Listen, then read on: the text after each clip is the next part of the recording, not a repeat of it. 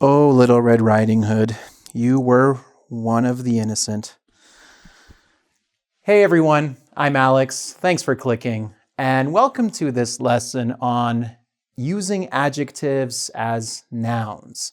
Now, this lesson is particularly useful if you are writing academic essays, or if you are writing academic or general essays for language tests like the IELTS or the TOEFL. This terminology that you will learn today can be used to talk about social groups, that all have something in common with one another. And to use an adjective as a noun, all you have to do is add the in front of the adjective. Now, this doesn't work for every single adjective. I mean, you could say the happy, have happier lives than the sad. But the happy doesn't really describe a known social class. So I would stay away from that and try to stick to, the stuff that you see here when talking about different social classes. So again, you can use this to refer to and categorize people by their social class or their condition in life. For example, if you want to talk about rich people, you can say the rich. Poor people, the poor. So for example, here's an essay question that you might see on something like the IELTS. Should the rich be taxed more than the poor? Okay, so should rich people, have more taxes than poor people? Instead of saying poor people, rich people, you can say the rich, the poor. Now, I'm going to give you some examples of very common ways, some very common examples in which we use the plus an adjective to discuss different social groups. So here we have the elderly. The elderly refers to people who are at an advanced age, or you can say older people, okay? So, the elderly need to be taken care of by society. The unemployed, people who do not have jobs. It is difficult for the unemployed to make progress in life, for example. So people who don't have work. The mentally ill. So these are people who have mental health issues. The mentally ill do not receive enough support in society, or the mentally ill should have more support from governments, financial backing and everything like this. You can also use this to talk about some groups from specific countries. So the English, the Irish, the French, the Swedish, okay? So you can use it to talk about whole groups from another country. Not another country, just countries in general.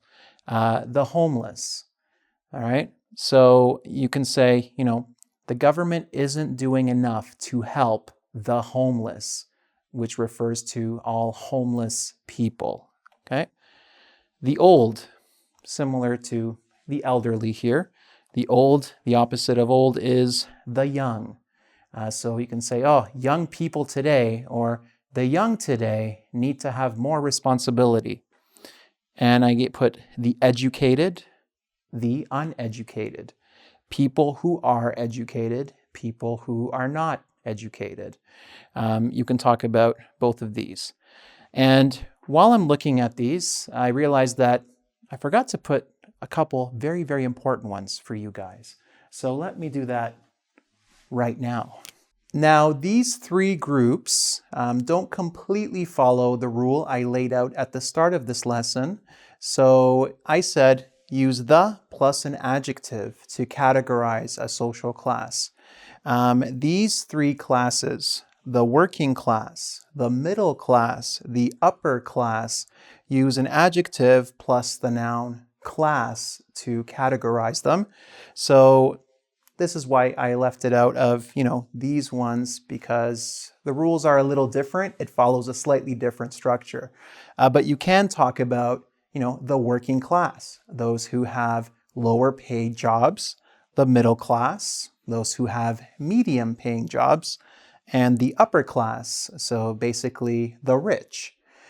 You can use this a lot to talk about economics, the economic situations of different people in a country, in a society. Now, I'm going to give you guys some pop culture examples of this, using adjectives as nouns. For example, the dead. Look at this quote, "We are the dead."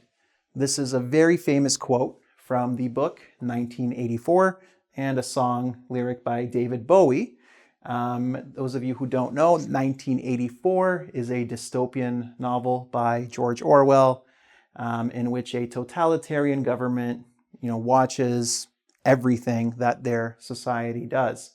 So, there is a character who says, "We are the dead," because they break a law in the world of the book, and by breaking this law, they feel they are already dead. So we are the dead. We are those who will not be alive soon. Okay. Other pop culture examples. I have just a stream of television shows and movies that you might be familiar with. So you can say, "Oh yeah, okay, this does exist." So, The Young and the Restless. This is a very popular soap opera that I think is still going on, or if it finished very recently. The character, Victor, he's got the mustache. Maybe you don't know, but if you Google The Young and the Restless, you will see it's been on forever. The Departed. This is a very popular movie by Martin Scorsese, I believe. Scorsese, and he based it on a Korean movie first. But Departed just means similar to the dead, those who died. The Quick and the Dead is a very popular old Western. Queen of the Damned. Queen of the Damned is a vampire movie based on an Anne Rice novel.